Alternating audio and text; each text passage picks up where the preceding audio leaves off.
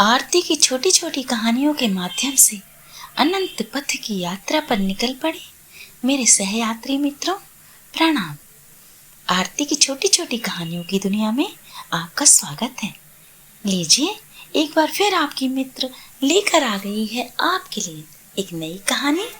शीर्षक है इबादत। आइए शुरू करती हूँ।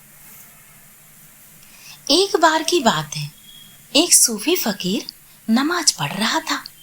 तभी एक औरत तेजी से उसको धक्का देती हुई और उसके कपड़े पर, जिस पर बैठकर वह नमाज पढ़ रहा था, उस पर पैर डालती हुई निकल गई। फकीर तो मन ही मन आग बबूला हो गया, लेकिन नमाज पढ़ रहा था इसलिए बोला नहीं, पर मन ही मन क्रोधित होकर सब बोल रहा था। सोचने लगा, कैसी बदतमीज बेगैरत औरत है, इतना भी ध्यान नहीं कि कोई नमाज पढ़ रहा है।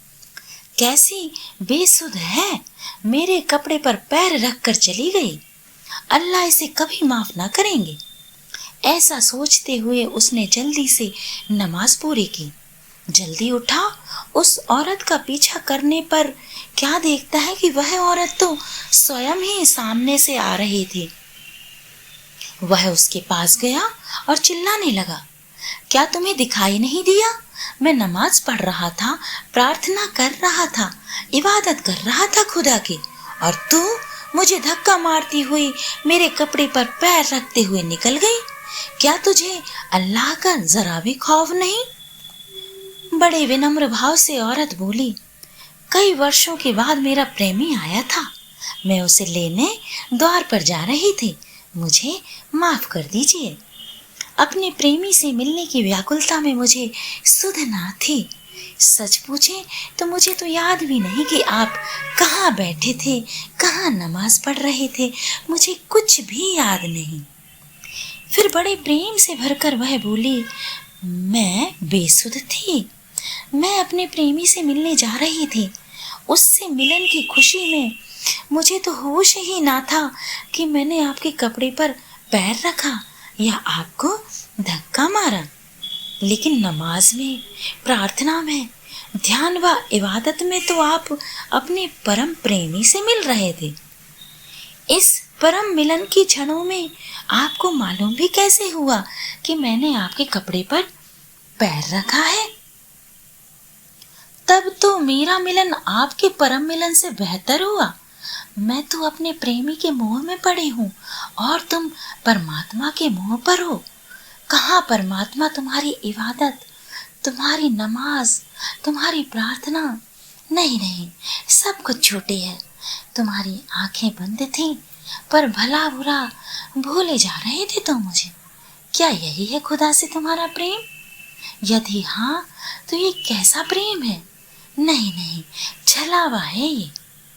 कहते हैं कि इतना सुनते ही सूफी फकीर के जीवन में क्रांति आ गई। उसने भी माना कि उसकी आंखें जरूर बंद थीं, पर वह परमात्मा के प्रेम में मग्न न था। उसके होंठ इबादत कर रहे थे, पर उसका मन उस इबादत में सराबोर न था। सूफी फकीर बोला, अब तो नमाज भी तभी पढ़ूंगा जब प्रेम की गहराई में होंगी। बिना प्रेम की प्रार्थना, बिना प्रेम की इबादत व्यर्थ है।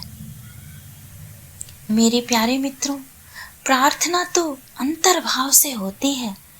हृदय से भरकर जहां भी झुक जाओ, हो गया सजदा, हो गई इबादत।